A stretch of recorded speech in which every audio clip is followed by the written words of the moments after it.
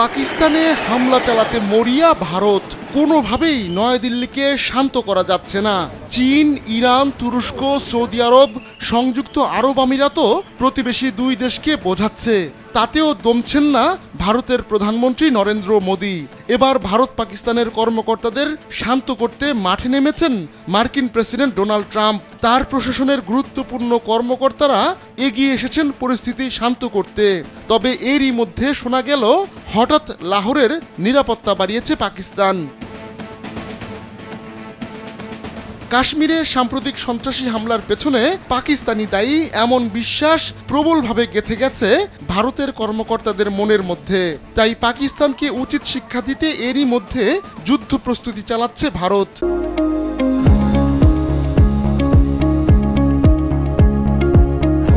পাকিস্তানের কর্মকর্তারাও বলছেন ভারত তাদের দেশে হামলা চালাবে, কিন্তু ঠিক কোথায় হামলা চালাতে পারে ভারত তা নিয়ে বিস্তারিত খোলাসা করেননি পাকিস্তানের কর্মকর্তারা।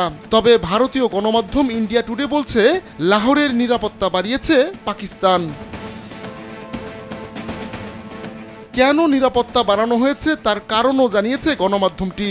তারা দাবি করেছে লস্করি তৈয়বার প্রধান হাফিজ সাইদ এই লাহোর শহরেই রয়েছেন।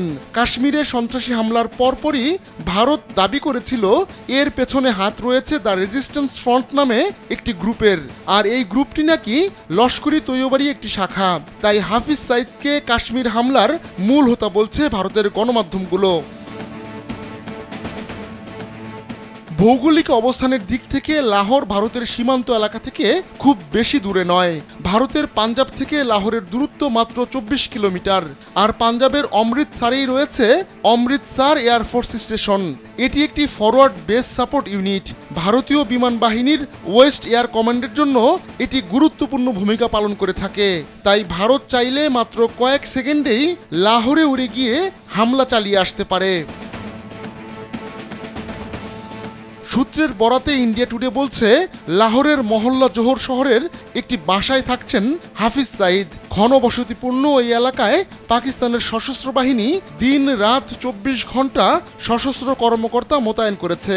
পাকিস্তানের গোয়েন্দা সংস্থা আইএসআই ও লস্করের সদস্যরা যৌথভাবে হাফিজ সাইদের নিরাপত্তা নিশ্চিত করছেন। এজন্য ভবনটির উঠোনে ড্রোন মোতায়েন করা হয়েছে, আর 4 কিলোমিটার এলাকা জুড়ে বসানো হয়েছে হাই রেজুলেশনের সিসিটিভি ক্যামেরা। ভবনটির আশপাশে সাধারণের চলাফেরা এবং ড্রোন ওড়ানো নাকি নিষিদ্ধ করা হয়েছে। আহমদুল্লাহ শিকদার, কালবেলা।